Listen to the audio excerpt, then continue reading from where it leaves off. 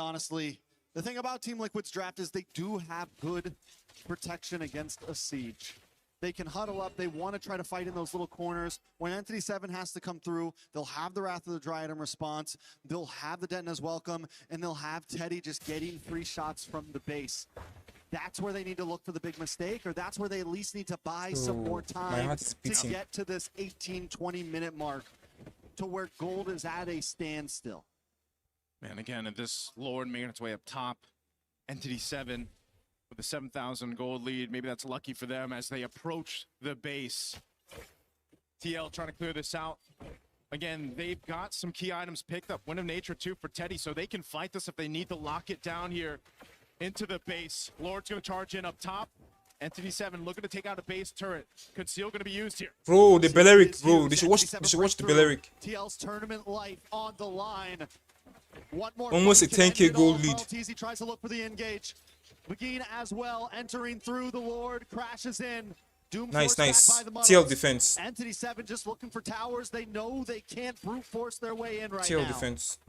And with that, that'll be a successful defense for TL. Yes, they lost 2 base turrets, but given the situation, how far behind as a team they are, they hold on to 1. They potentially buy themselves a minute and a half or so to go ahead and catch up. But we've seen this before, Trex. It might be one of those cases where it's like, do they just continue to let the Lord go and then try to get that miracle base defense? At some point, though, especially when we get to that evolved Lord territory, it's almost better just to go for that play in the Lord, you know, and not let it come down to your base defense. This might honestly be the one that they're going to have to fight for. Without 2 inhibitors, it's a very tough defense because, yes, they have the capability with Teddy now, especially having the Wind of Nature and everything.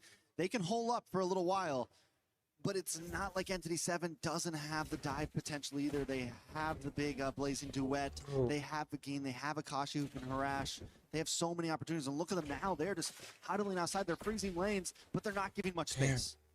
And a big threat to just stop Team Liquid in their tracks is, again, Shin. And that's why this Eudora has been so deadly in the drafts. Whether it's Shin and just playing off the Wrath of the Dryad even, or that taunt that comes through with the Belleric, that could be an almost automatic kill. That numbers advantage that Entity 7 can potentially get is what's so deadly and why Team Liquid has to pretty much just stay in their base unless they're all going to go together here. JP can spot some things out. He's tanky enough, has that magic resistance too. So now that this Lord is up, Teddy Last goes Lord and of the handles game, that wave a bit. probably. Doom will start this Lord. And this could be a crucial one. This could be the game-winning Lord take for Entity 7 unless TL could somehow, some way make this TL, happen. do something. TL, do something. Stun's coming through, plus that ultimate from Shin already.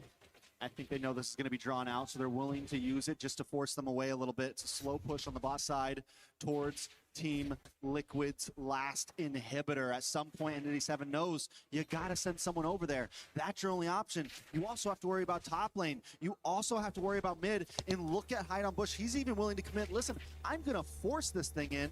You have to send someone now. And I'm quickly going to get back to the Lord. And they know Teddy's got to go there.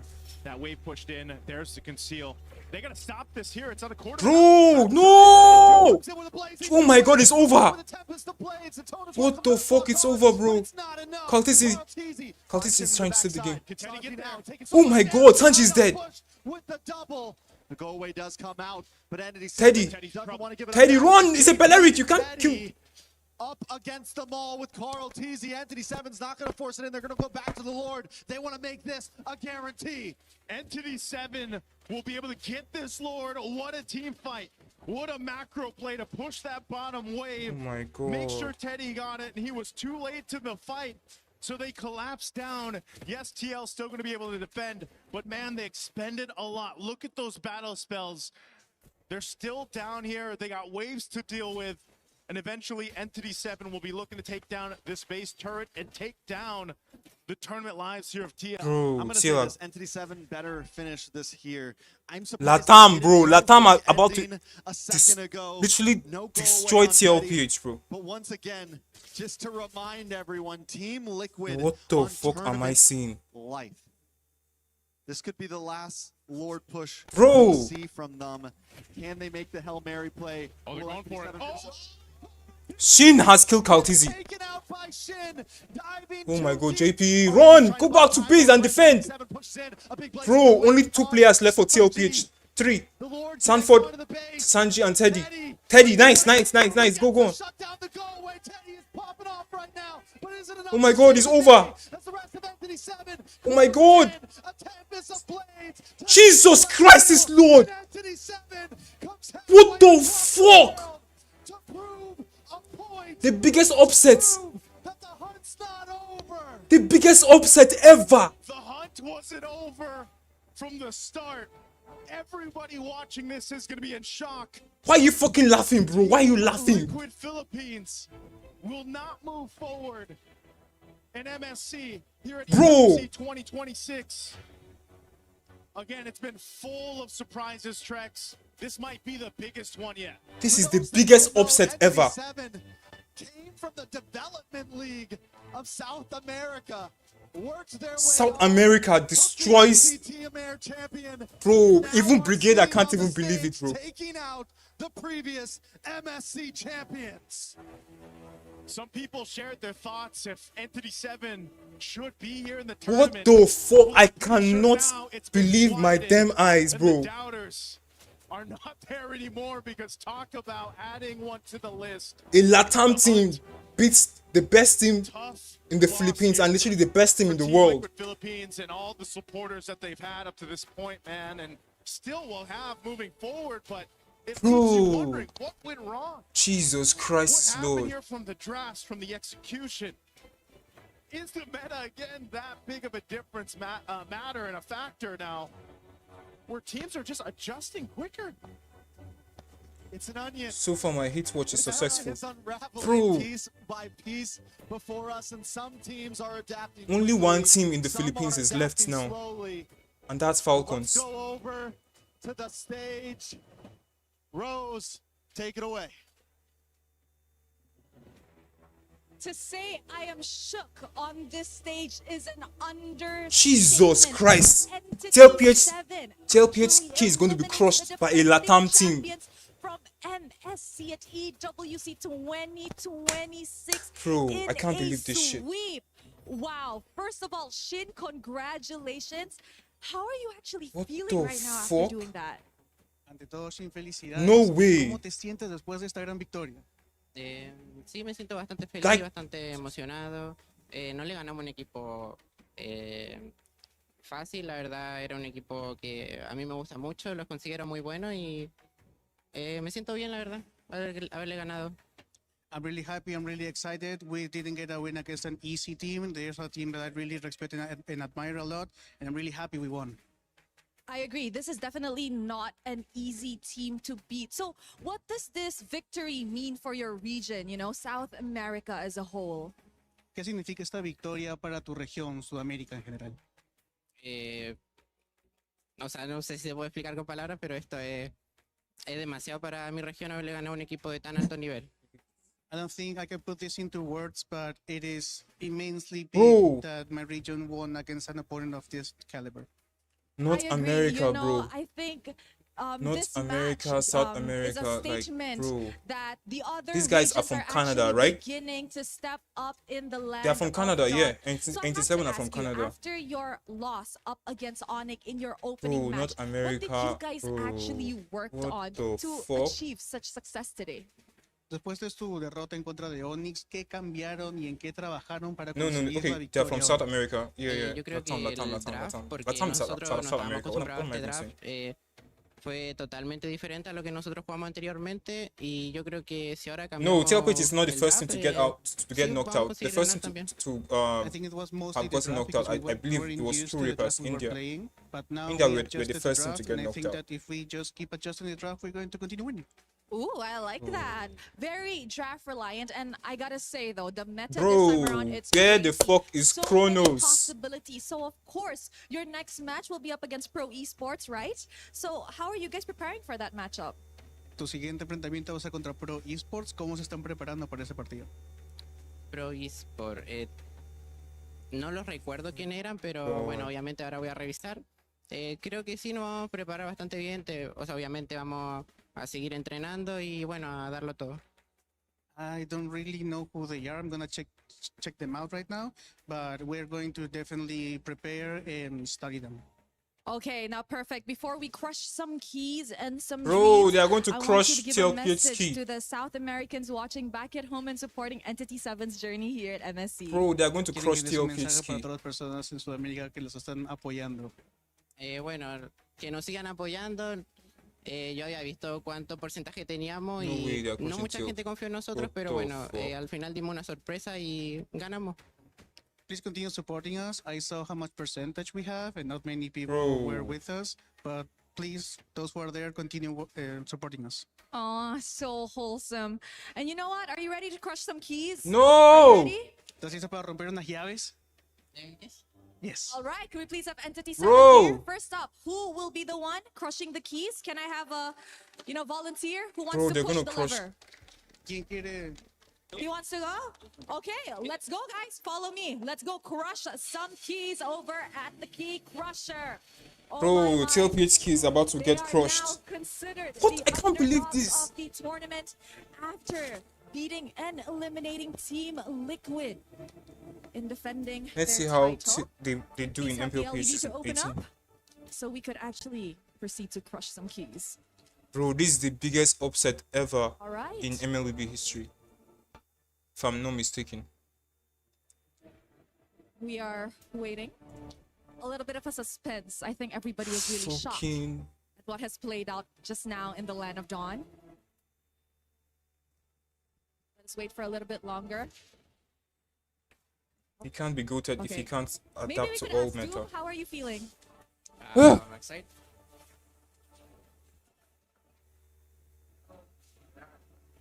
Bro, no. I still can't believe this shit, bro. Latam defeats the best team in the freaking Philippines. I love it. I love it. All right, guys. And the it's world, time bro. To crush some keys. There was a little bit Latam. of difficulty just now, but don't worry. All is set. All is well. You may go. Don't worry. All right, guys. Bro, what the Entity 7, fuck? you can go closer and watch. Feel free. All right. In 3, 2, 1. Entity 7. What the fuck? The officially champions. eliminates Team Liquid from MSC Wait, and it broke. EWC 2026. What the fuck? The champions are gone. Jesus Christ. Oh, there you guys have it. And now we can pull the lever up Bro. so that we could see the keys. Oh my god. of Team TLPH. Liquid. Bro, that is one thing with life, bro. That's one thing with Alright, thank life. you very much, Do not Entity 7. underestimate anybody. Do see not you in your underestimate next match any against Pro freaking Esports. body. And of course, Any team. Don't we are gonna show underestimate the key to the anyone. camera before we throw it Jesus back Christ, to the Lord. studio.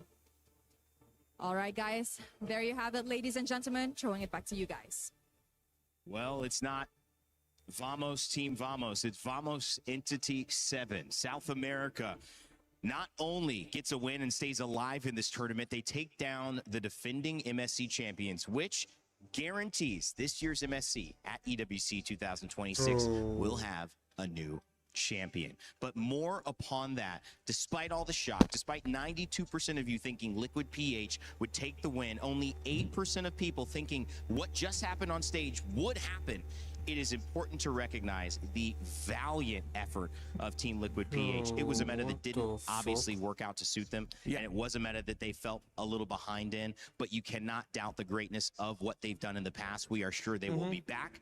A big salute to all of you. I know you might be hurting right now, fans, but there is still so much more MLBB to happen. And to switch gears, guys, what a valiant performance from Entity 7. To have that loss and to turn it around in such a way. I mean, goosebumps, but also pride. Also, what do you have to add to that, Rimar? Because it's an amazing thing to see when esports gives us surprises like this. What an image that was, and I can't believe it's the Filipino in the panel that's going to have the first word on this, just watching the champions of the Philippines get eliminated. But it was doomsday for Team Liquid Philippines with Captain America's hide-on bush. He was the one that popped the key of Liquid. And yeah, patent pending, Captain America's hide-on bush, you're welcome. It's not just Captain America, it's Captain America. Is that the one after Winter Soldier, or? I'm not sure with where we are at. Which one is that? Is that the spin-off? Or? But this is their moment. This is their movie. I'm pretty sure that even they're wondering, wait, are we dreaming right now? You can see that a lot of them were coming off of that like, yeah.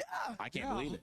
Did that just happen? You know, you go up and do the handshake. I don't want to. Who wants to do it? Yeah. Because the truth be told, I don't even think that Entity 7 believed that maybe, hey, this could be it. This could be their moment. It just happened. Yeah. And I know with our community, we focus on a lot of what could have been and what could have been different, what could have been changed. I hope we take this moment as Bro, an Carl MLBB was community missing to look at literally Entity every 7 objective. and raise them up. Like he We couldn't don't take know almost how every long else objective, they'll be able to especially stay in this game tournament, 1. but what He they couldn't did take today a was single objective, bro. legendary. Hey man, it's the Game Ghost 2, I think gift. he only That's why managed to take when you are 1 playing up against Ghost, out he of expects every the single best. objective. And Entity 7 this time round, they say, you know what? We will rise to the challenge. We're going to take it to you. And at first, you might have been able to say the draft. All right, they got him on game 1. That draft looked pretty good. You guys both said, wow, I'm feeling a little worried for Liquid. But in that second game, I it can't... was much more even. And it was an execution. Bro, it's simulating, I know, but... Masterclass from what I see. Every single I'm moment waiting there for was a lord Chronos. that needed to be fought over. Entity 7 had areas covered. Every single time there was a potential Mirko was fair a 5v5. Someone was pushing the 1000%, bottom lane, was 1000% pushing the top right. lane, slowing the minion wave, and But forcing Mirko said he wasn't to speaking then about turn around and go, assassins. "Wait, He we wasn't can't talking about fight this fight. assassins. We He gotta was go mentioning deal with that Link Rimmer." Fanny. What Link did you Fanny. see? Link Because Fanny. it was so many levels that Entity 7 He didn't say performed well. assassins it in was the two whole. moments. We've already discussed the draft, and I think we can touch on the draft a little bit as the game is going on. Now, Gideon, I will need your help for this one. Damn. So there's two big plays wherein Liquid forced things that This if it is went well, crazy, looks great. bro. But the fact that Shin and can't believe it's the two Nah. picks, the Eudora and the Claw that I've been dogging on all Okay, day okay, long, okay. all MSC long that actually Well, ended up I delivering guess we're the gonna call it difference. a day, Look right? at what Shin is gonna do here. Sanju will go in with the flicker Thanks for IMU steal stopping by. of the Belleric Stopping by, ultimate. guys. Gets two. They are gonna be able to get Damn. two of their What a carries. crazy the day. Claude Take care. and God bless, guys. Eudora. But look